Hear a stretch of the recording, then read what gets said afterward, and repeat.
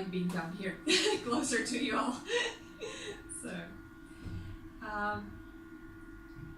the topic for today's sermon is give it to the Lord. Now, there is a lot that we connect with giving to the Lord, right? There are thanks that we give to the Lord, there are praises, and there are also our burdens that we bring or give to the Lord. Sometimes we talk about giving our life to God, right?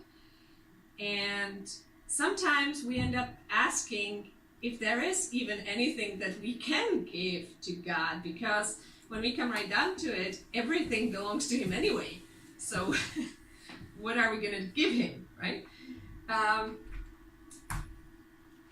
But with that, we still think more often about asking God for stuff, just because He owns it, right? We want Him to hear our pleas and to give us something. And so my question today is, what do we do with the things that we have been given? And like we do, I would like to turn to Bible for answers. So let's first look into the Old Testament. And you know me, so you know I love stories. So we're going to be looking at stories. And the first one that we're going to be looking at is in 1 Samuel. And it starts in chapter 1 and then goes on to chapter 2. So we will just go through it as we read it in the scripture. 1 Samuel chapter 1. And we'll be starting from the very first verses. Now there was a certain man of Ramathaim Zophim, of the mountains of Ephraim, and his name was Elkanah, the son of Jeroham, the son of Elihu, the son of Tohu, the son of Zuph, an Ephraimite. And he had 2 wives. The name of one was Hannah, and the name of the other Peninnah. Peninnah had children, but Hannah had no children. You all know this story, right? You've heard it. A story about 2 women living under the same roof. One of them is having children, the other isn't. And the one that has children is mocking the one who is barren. And coincidentally, just like in another story about 2 wives of the same man, the one that has no children is still more loved by the man. And so as we go through the story, it continues. Hannah is upset by being poked fun at by her co-wife. And it goes even further, because Peninnah is not satisfied with humiliating Hannah just at home. No, she specifically does it when the family travels to the temple to worship God. But instead of giving thanks and worshiping God, Peninnah takes that opportunity to wreak havoc, to mock Hannah. To the point where Hannah is not able to eat, Hannah is not able to sleep, Hannah is not able to think about anything else but being mocked. Now, we read then in verse 8 that the husband kind of comes into it and he says, Hannah, why do you weep? Why do you not eat? Why is your heart grieved? Am I not better to you than 10 sons? Right? He's trying to lift her up. He is trying. But she knows that it's not going to be enough. This is not going to cut it. And so what does she do? As we read on, we hear, so Hannah arose after they had finished eating and drinking in Shiloh. Now Eli the priest was sitting in the seat by the doorpost of the tabernacle of Lord. And she was in bitterness of soul and prayed to the Lord and wept in anguish. And she made a vow and said, O Lord of hosts, if you will indeed look on the affliction of your maidservant and remember me, and not forget your maidservant, but give your maidservant a male child, and then I will give him to the Lord all the days of his life, and no razor shall come upon his head. So, what Hannah says here is, give me a child. But she also adds that second part, and I will give him back to you for all the days of his life. And as the story progresses, we see that Eli, who is the priest, thinks that Hannah is drunk because she's not speaking out loud. She is just speaking in her head, but her mouth is moving. So he comes to her and says, what are you doing, you wretched woman? Why are you drunk in the tabernacle? What? And she says, I am not wretched. I am not doing anything evil. I am just sick and tired of this, and I am in so much pain that I just had to spill my heart out to the Lord. And that you didn't hear it doesn't mean that it didn't happen. And then Eli is moved by the Lord, and he responds to her and says, whatever you prayed for, it's going to happen. God has granted your request. Again, you all know how the story goes. Hannah gives birth to a boy. She names him Shemuel, which means God hears. And then she brings him, as soon as she weans him off, as soon as she stops breastfeeding him, she brings him back to the temple, back to the tabernacle, and leaves him there to serve the Lord, because that's what she promised. Now, I don't know how many mothers would be able to do that. To be waiting so long for a child only to give it away when it would be 3-4 years old. Maybe that. Maybe not even that. And now, so she does that even though she knows that she might not get more children. She might be in the very same position she was when it all began. She returns the future that was given to her, that one prayed out gift, back to God. And she asks him to use her son and to take care of him and his upbringing.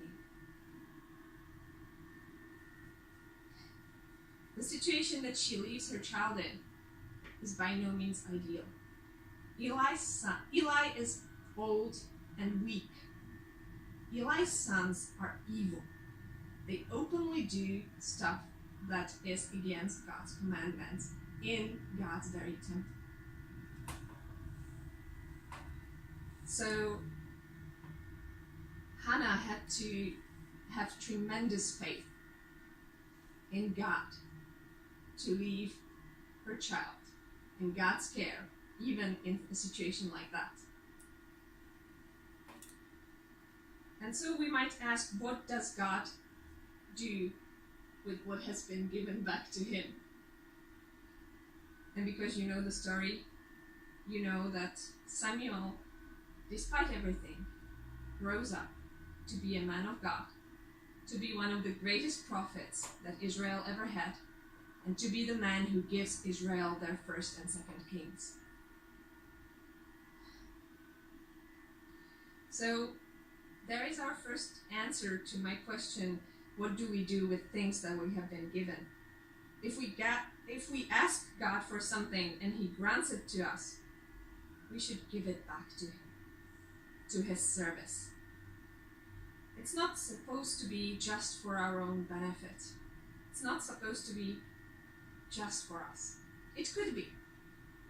But in God's care, it can become so much more than it could ever be in ours.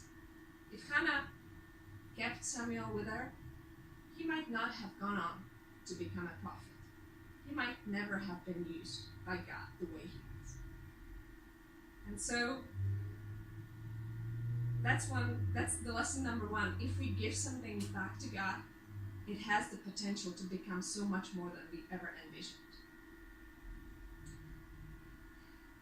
Let's look at a second story in 1 Kings chapter 17.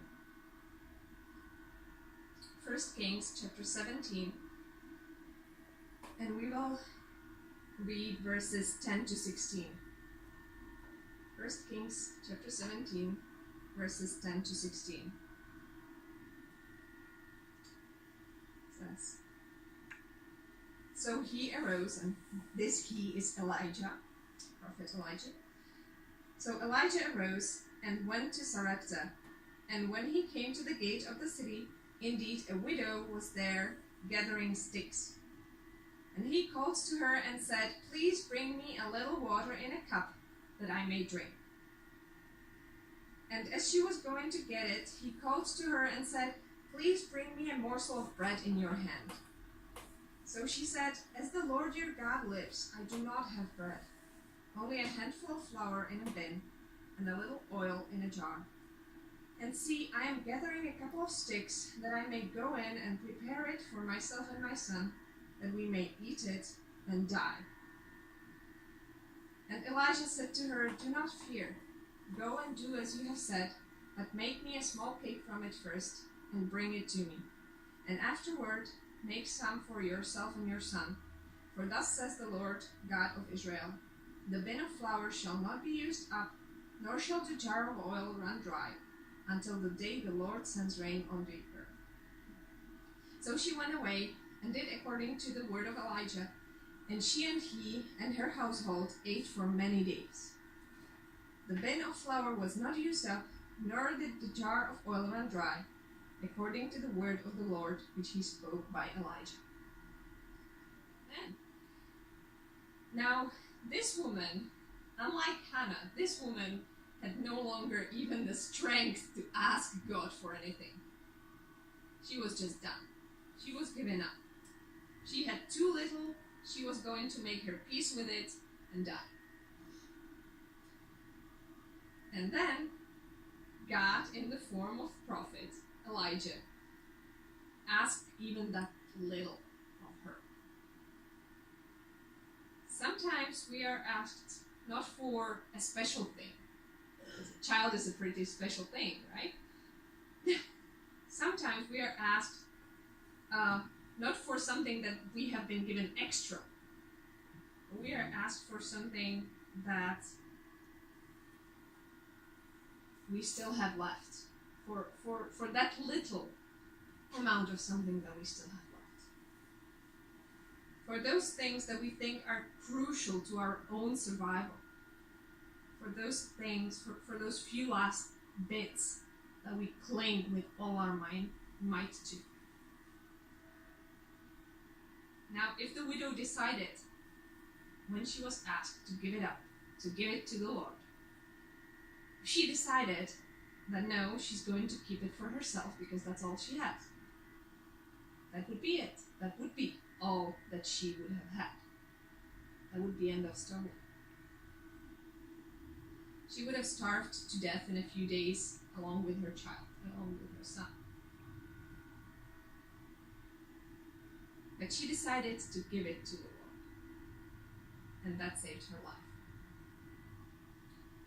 God took what she thought she needed and gave her what she really needed in return. That's amazing. And it's definitely another lesson to us. If we give things, even or especially the things we think we desperately need, to God, He has the power to turn them into a miracle. And He wants to do that. He wants to turn them into a miracle. To provide for us, to give us more than we even hoped for, than we dreamed of. And this is not a lesson that's just in the Old Testament, if you remember. In the New Testament, we have a story of this little boy with 5 breads and 2 fishes, right? In the middle of a hungry crowd. And you would think, what does that have to do with 5,000 hungry people? That can't possibly be enough, right? And then Jesus comes to him and asks for that little food that he still has. What happens then? He gives it. He gives it to Jesus. Jesus breaks it apart. How much was left after everybody ate? Do you remember? 12 baskets. 12 baskets. Something like that, yeah. 12 baskets of breadcrumbs, 5 baskets of fish was left after everybody was satisfied. So sure, it was probably at that point not a question of survival or starvation to death, because everybody could go home and have their meal, right? But the point still stands. God uses and multiplies what little we have to give him. Amen. Yeah. So that's lesson number 2. And lesson number 3, we can find this time in the New Testament, in Luke chapter 5. So let's turn to Luke chapter 5. Luke chapter 5, and we will be reading verses 3 to 11.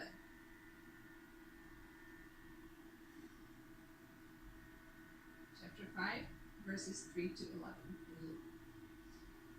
Then he got into one of the boats, which was Simon's, and asked him to put out a little from the land, and he sat down and taught the multitudes from the boat.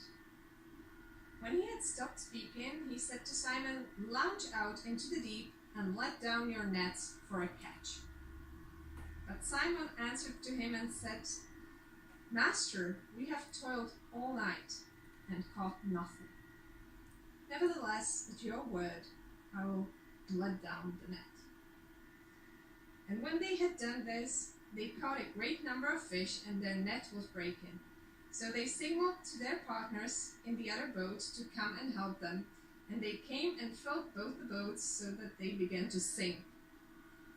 When Simon Peter saw it, he fell down at Jesus' knees, saying, "Depart from me, for I am a sinful man, O Lord."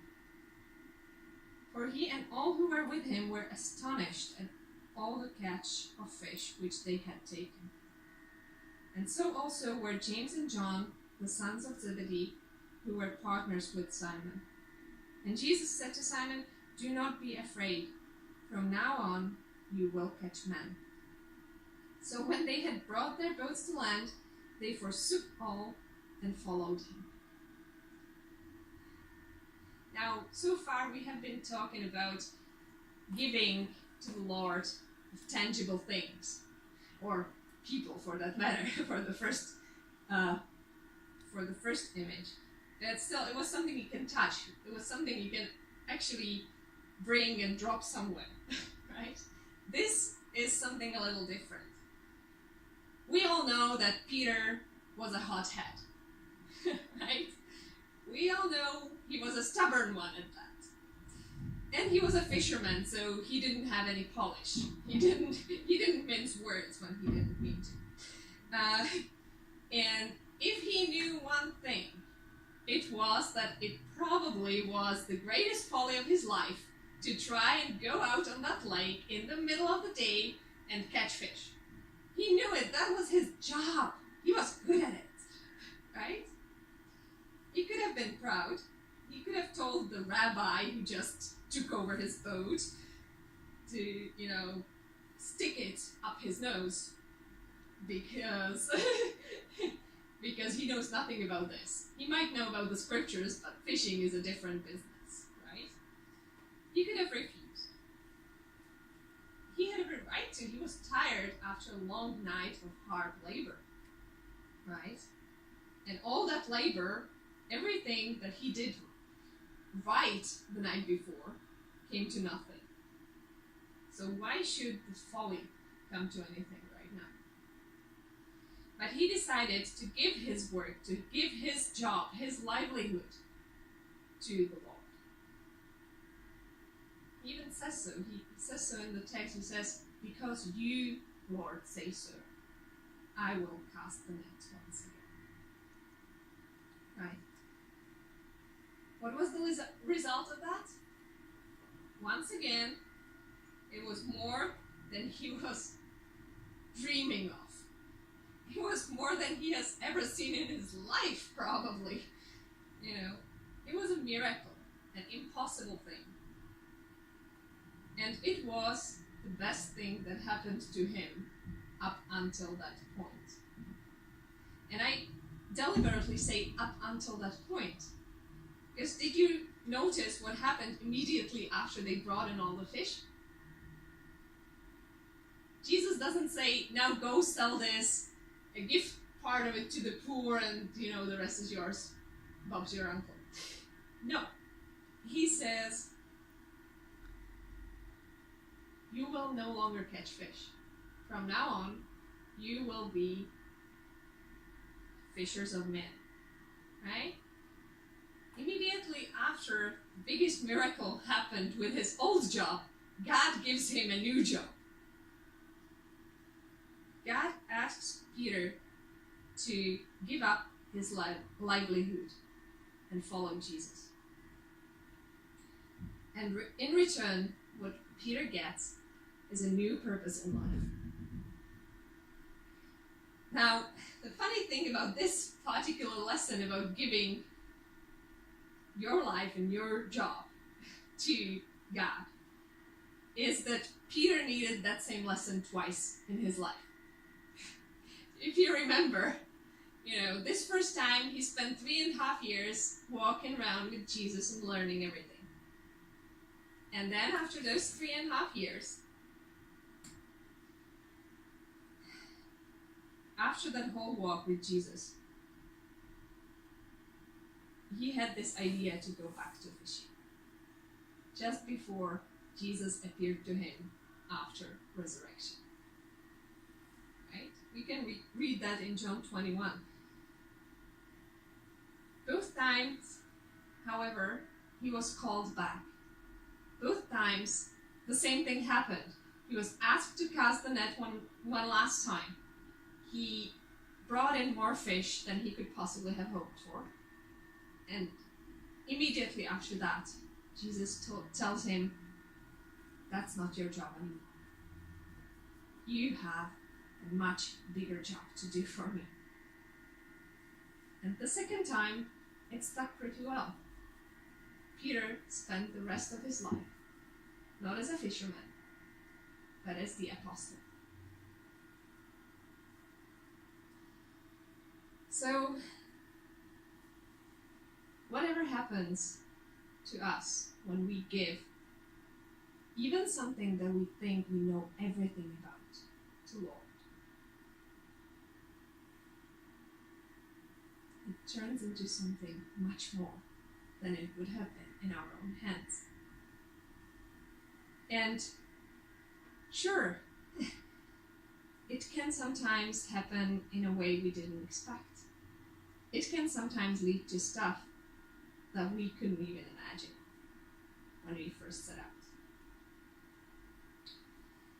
There are many stories like this in the Bible, many characters that we could follow through their giving something to the Lord. We can talk about Abraham, who gave up his home to go into the desert. We can talk about Esther, who gave up her virtue, her heart, to Lord, to become a queen that will save her own nation. We can talk about Rahab.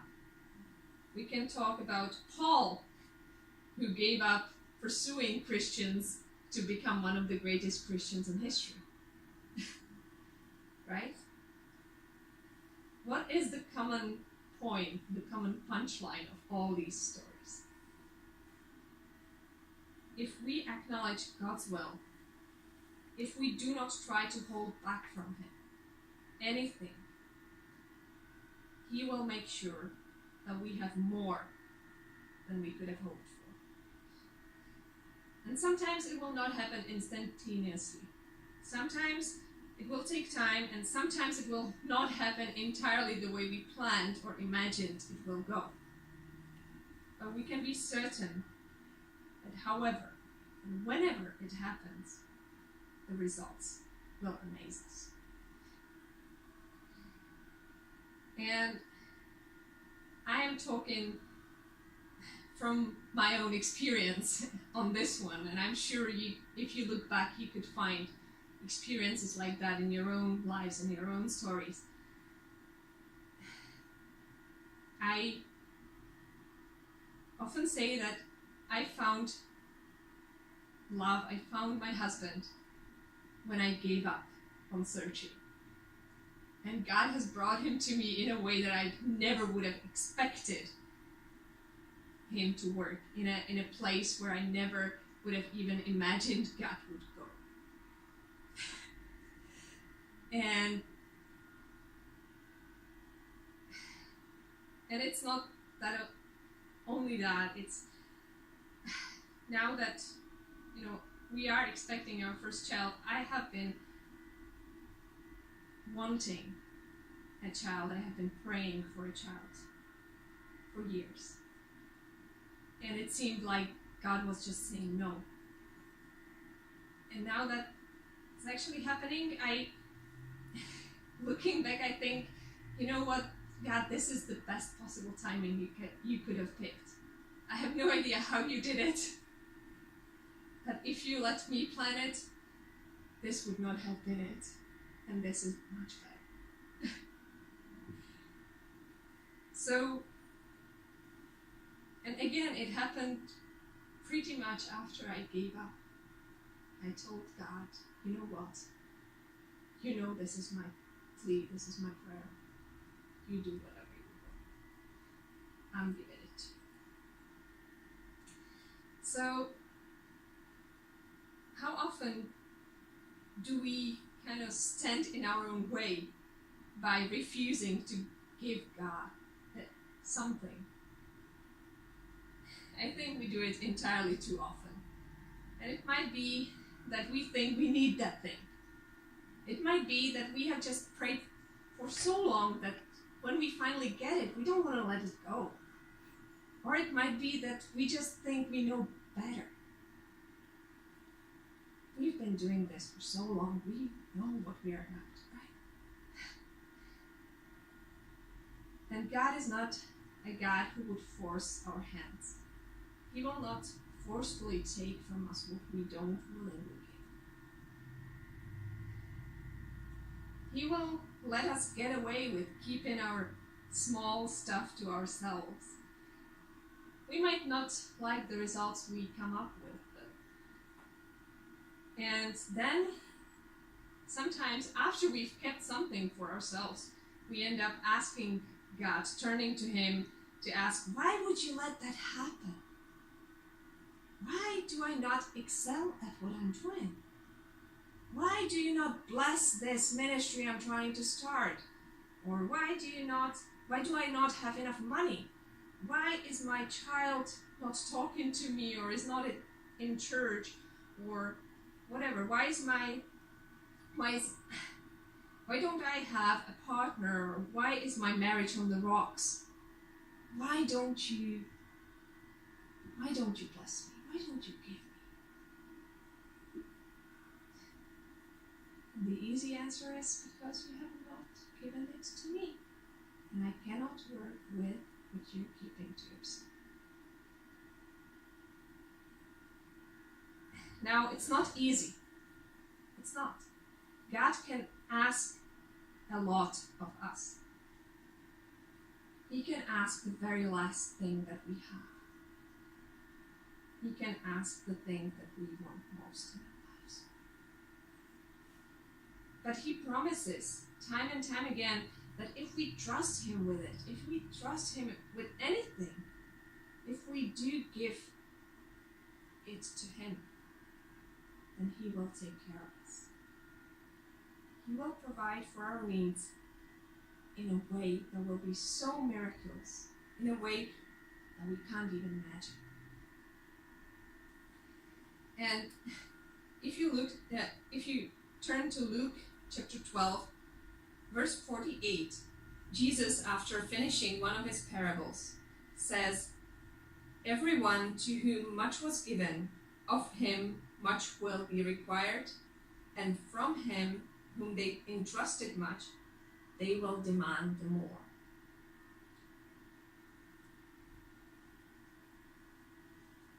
That all the examples that we've heard today, 12:48, Luke 12:48, that all the examples that we have talked about today, they tell us that it also works the other way around. If God requires much from you, if you are willing to give up much, you will be given much. And that is pretty much the principle that Jesus is talking about a couple verses earlier in Luke 12, when he says, "Lay your treasures up in heaven, for where your treasure is, there your heart shall also be." And speaking of heart, if we go back to Proverbs, in Proverbs 4:23, it says, "Keep your heart with all diligence, for out of it spring the issues of life." So, in other words, protect your heart, because that's protecting your life. What better way we have to protect anything that we hold dear, but especially the heart, our own life, than to give it to God, than to lay it up in heaven with him. So,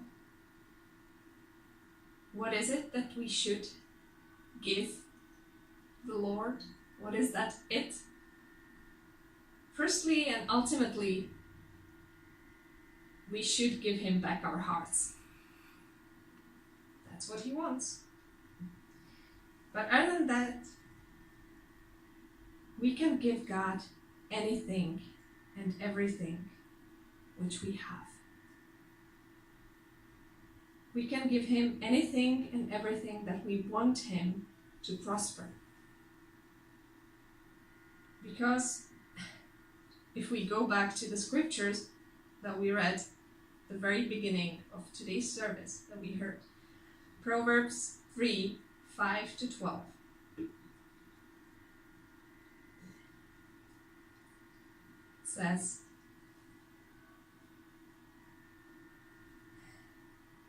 "Trust in the Lord with all your heart. Do not lean on your own understanding. In all your ways acknowledge him, and he shall direct your paths. Do not be wise in your own eyes. Fear the Lord and depart from evil. It will be health to your